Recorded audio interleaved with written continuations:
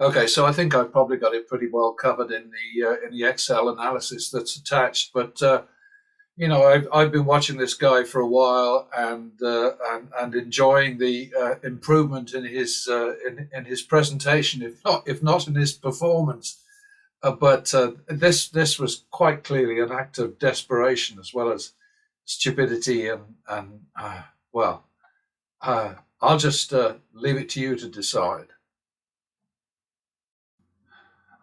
what what you're looking at here basically are the fruits of what I guess must have been an act of desperation. Um, I I can't imagine why Degen Dolt would think that slapping 2 grand down on the table and following a so-called strategy in which he never hits a hand that might bust.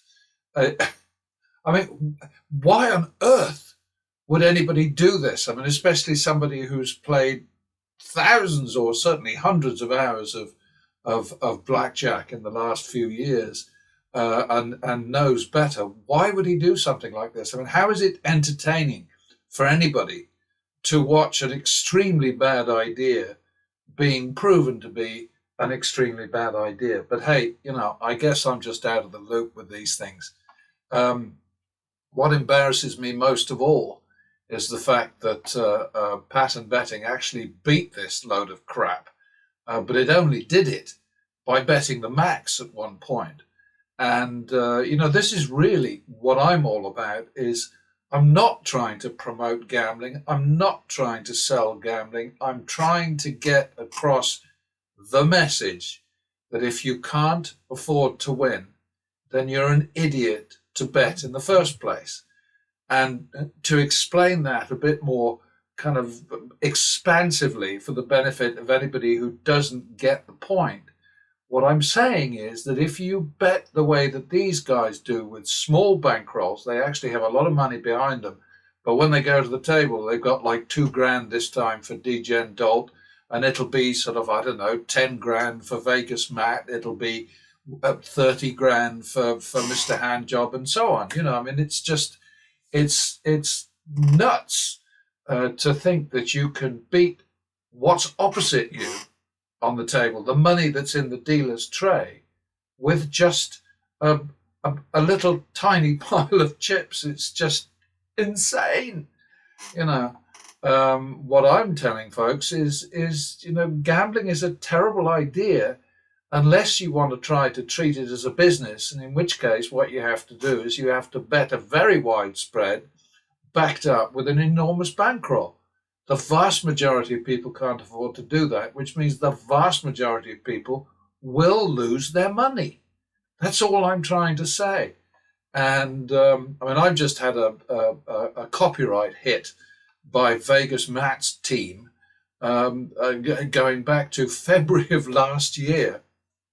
And it was a video that I put up simply saying, this is stupidity.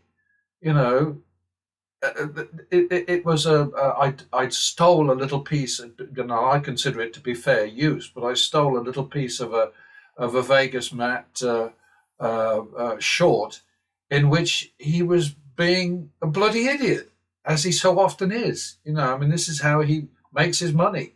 He plays the fool in front of the camera and then collects a huge check at the end of the day or end of the week, end of the month, whatever, from Google, and meanwhile is treated to all kinds of goodies from the casinos that he's basically providing with free advertising. Well, it's not free to them because they're giving him promotional chips and free room and was it room, food, and beverage? That's what it is. Free RFB.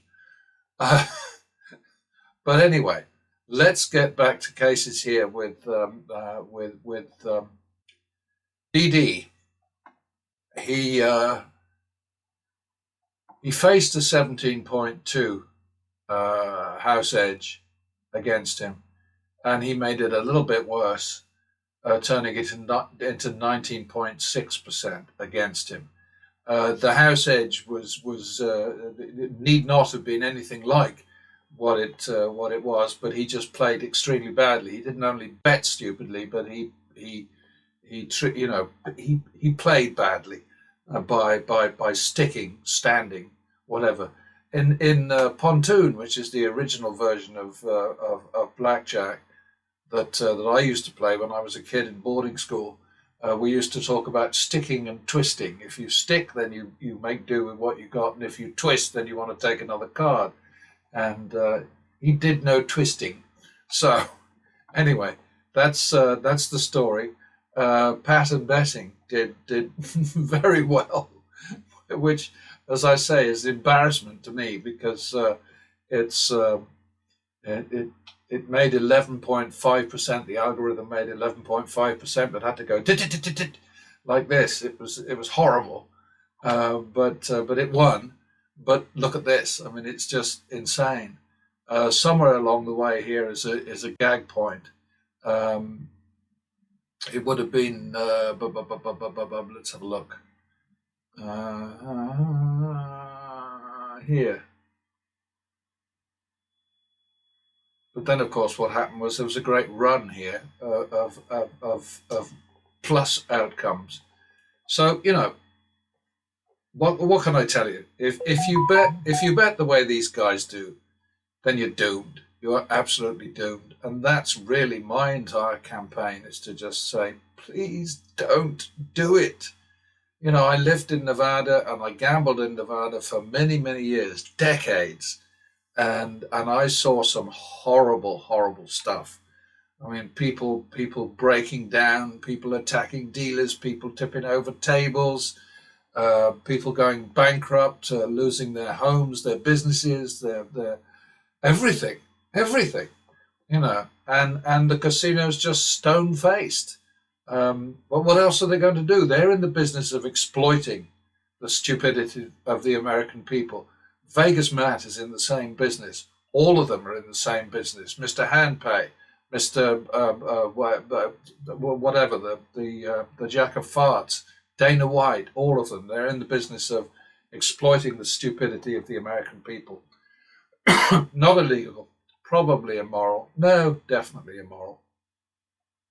And my message to the American people and people anywhere who are thinking about gambling is, don't even think about it unless you can put up a fight. Stay out of the ring unless you've got punch.